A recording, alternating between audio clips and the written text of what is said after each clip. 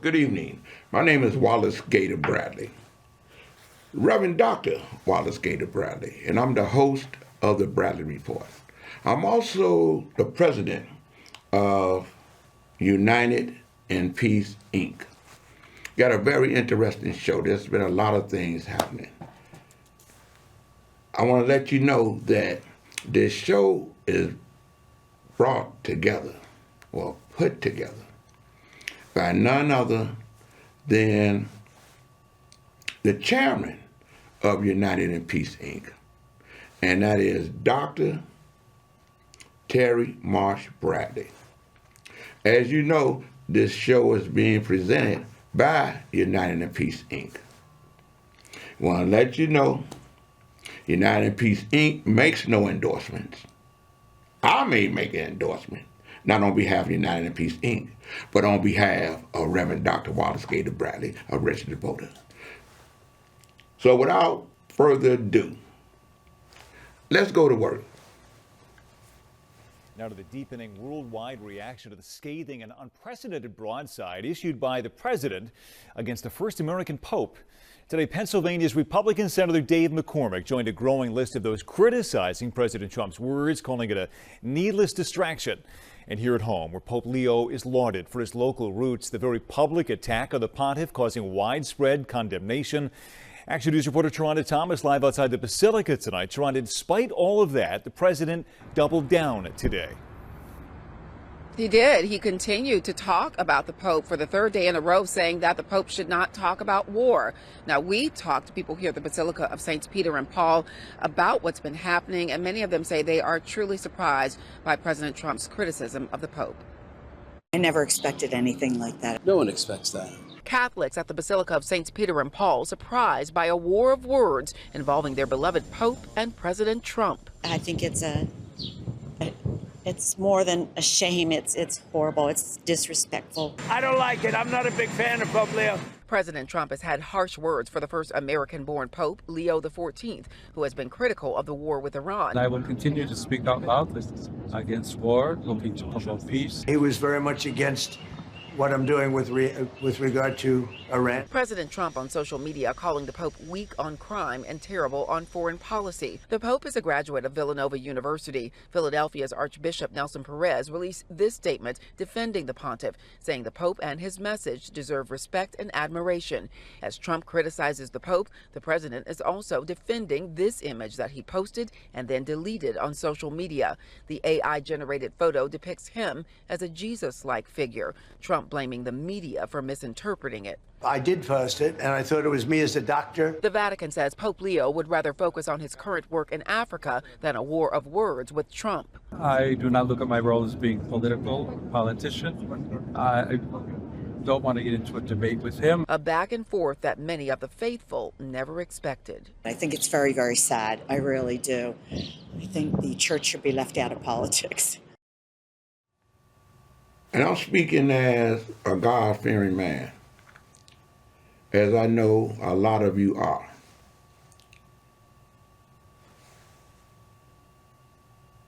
And if you call my phone, you're going to hear my voice message on there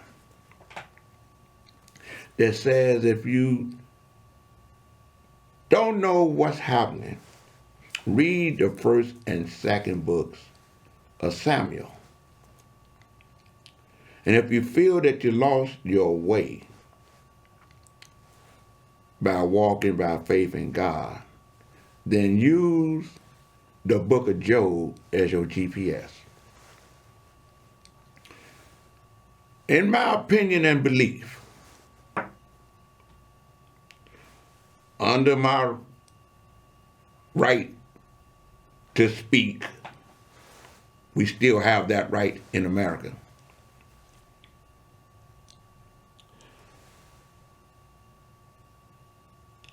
When the Pope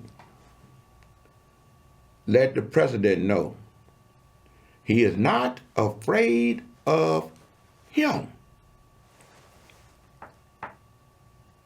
He's not afraid of the president's administration.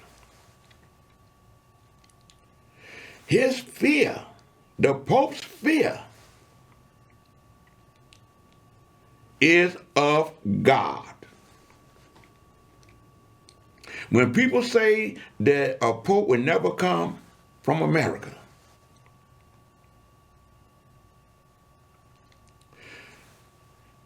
and when I read the Bible and I saw the word vessels in the Bible and knew the meaning of the word vessel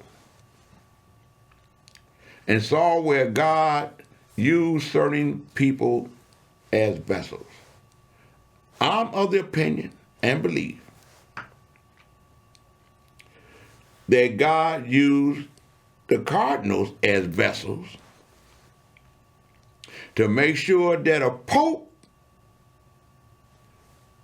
would come from America to deliver a message to the man that feels that he was in charge of America and couldn't nobody tell him what to do. And I'm also of the opinion and belief, that's my opinion, he could have came from California, still American. He could have came from Minnesota, still American.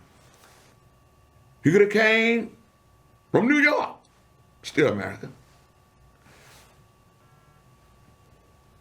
But God had him come from Chicago by way of Joliet. And I'm like this, I've been raised that we as a people, arms are too short to box with God. Let's go to the next one. As a flotilla of U.S. warships impose a blockade of Iranian ports and prevent Iran from exporting oil, there are growing signs this morning the U.S. and Iran may be open to more negotiations. They would like to work a deal. The last round of direct talks between Iran and Vice President Vance ended in Pakistan last weekend without an agreement. Last night, Vance suggested more talks are possible. I really think the ball is in the Iranian court because we put a lot on the table. Pakistan has proposed hosting a second round of talks in Islamabad in the coming days before a 2-week ceasefire announced by President Trump expires a week from today, according to the Associated Press, which cited 2 Pakistani officials. Iran's nuclear program is the main sticking point, according to multiple U.S. and Iranian officials. Iran insists it must maintain its ability to enrich locally mined uranium for domestic use. The U.S. and the International Atomic Energy Agency say Iran has been enriching uranium to much higher levels than required for peaceful purposes alone. There are pressures on both sides. The Iranian government is proving resilient, not collapsing as President Trump predicted it quickly would. Thousands of pro-government supporters rallied in Tehran last night. But the public displays can't hide the fact that Iran's military and leaders are under serious strain. For Trump, there's pressure from high gas prices and maintaining an expensive blockade that European allies so far refuse to join. And it's not clear that Israel's Prime Minister Netanyahu is finished with his war on Iran or its allies, in particular Lebanon. Peace talks are supposed to take place today between Israeli officials and officials from the Lebanese government in Washington. Hezbollah is encouraging the Lebanese government not to attend. Hoda? All right, Richard Engel for us there. They just come across the air, and I'll put it up later on if I got time. They're pushing for a peace talk. And second peace talk, part of it, where Trump is now saying that Iran can have their nuclear, whatever it is he's talking about. But he wants them not to do anything with it for 20 years. And Iran come back with a proposal and say, hey, we will consider within 5 years.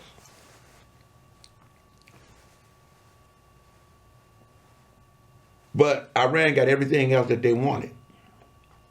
And especially when Trump had agreed to Iran's 10-point plan.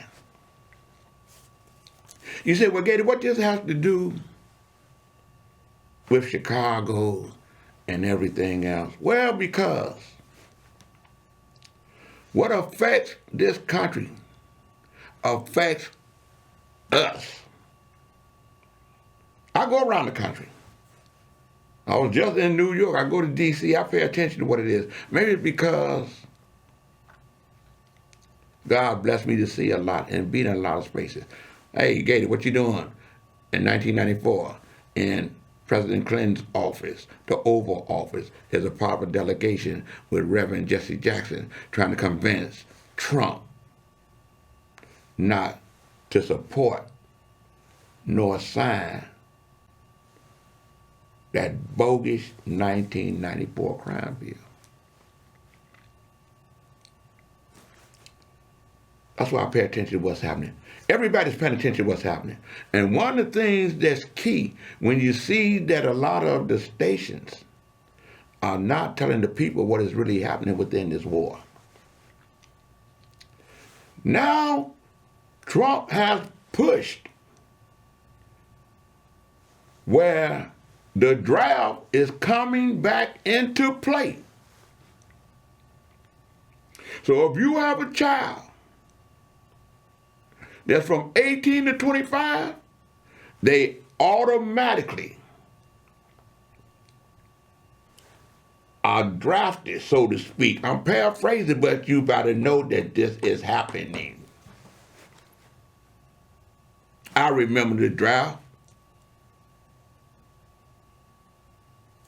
when I was young. Vietnam War. Another illegal war.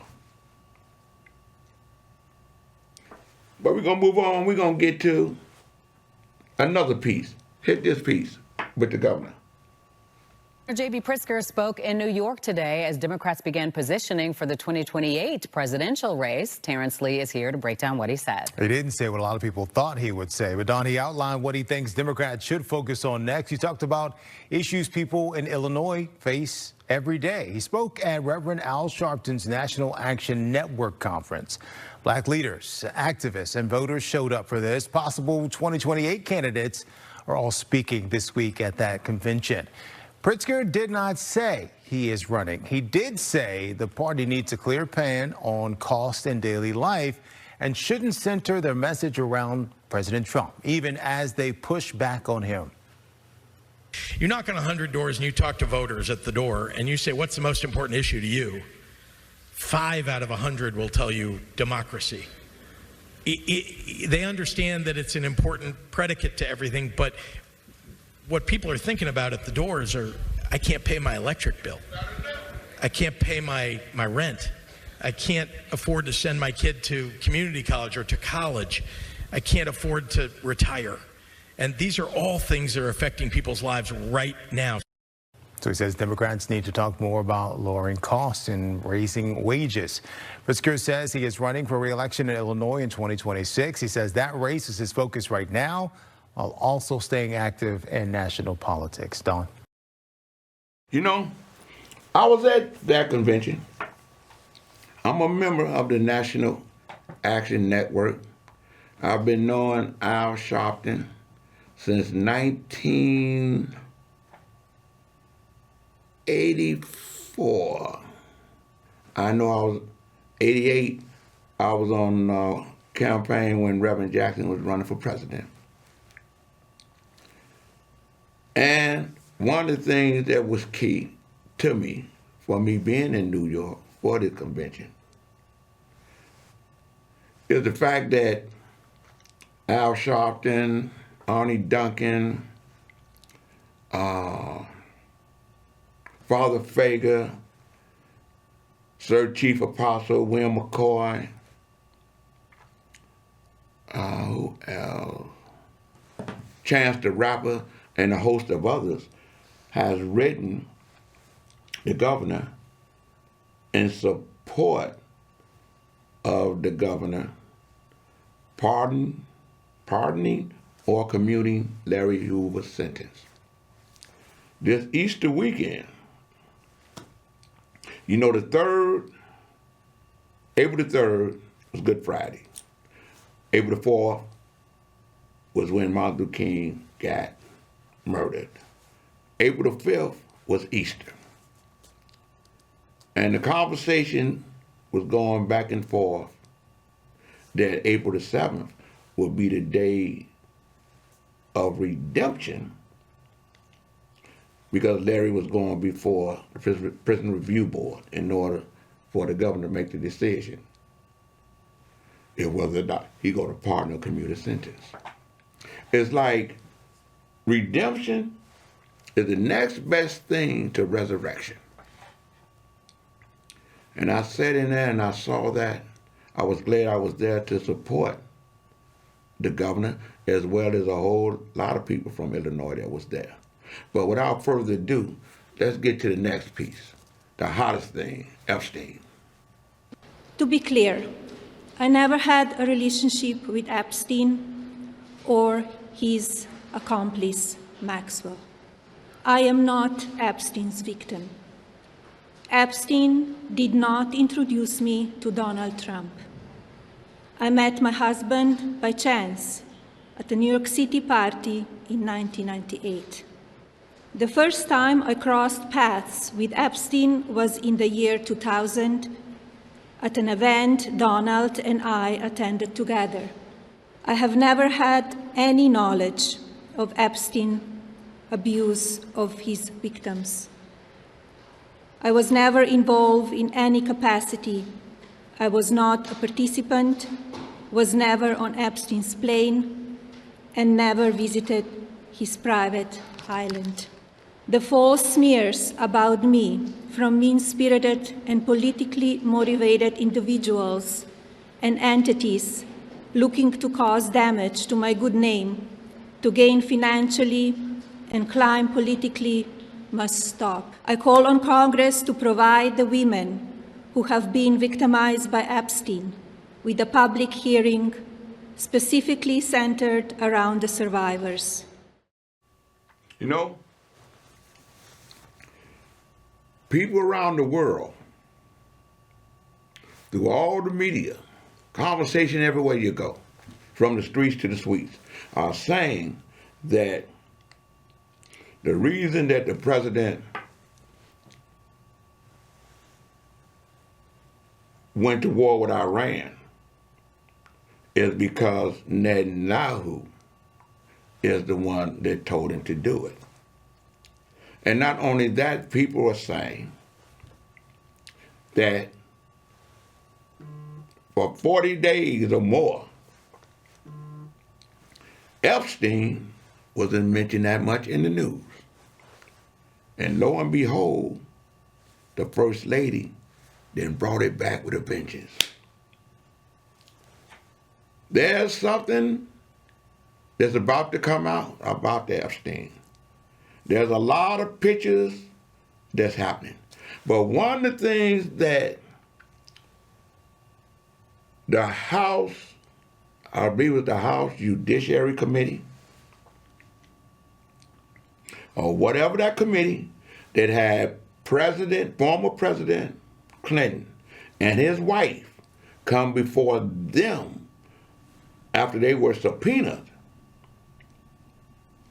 Former president, former first lady, who happened to be a former United States senator, came and testified before Congress about Epstein. They opened up a Pandora's box. Now the First Lady can be subpoenaed. to address what she knows about Epstein and what he was doing. And there's someone that's out there that was a victim that know the First Lady, that's telling all, and she may be called before that committee.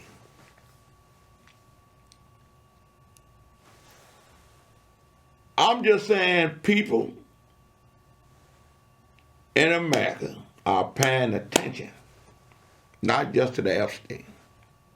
They're paying more attention to the war, too, because of the price of the gas, not the price of eggs. They're paying attention to the fact that a lot of the money has been taken away from African Americans for health care and Medicare. They're paying attention to the fact that the mass law enforcement, ICE, that has murdered individuals, that has broke all kind of laws. But this is what they're paying attention to, and I want you to pay attention to it. When Trump go on TV and go through truth and go through the media and let it be known that anybody that's supporting him and what he's doing, he pretty much was saying, if you got to break the law or whatever you're doing,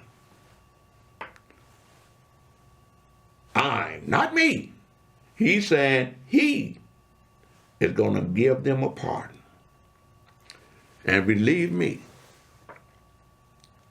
that's a lot, inclusive of murder, because he felt like he can shoot somebody on Fifth Avenue or some avenue.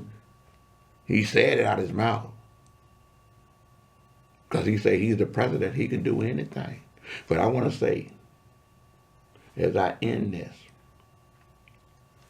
to God be the glory. You heard my story.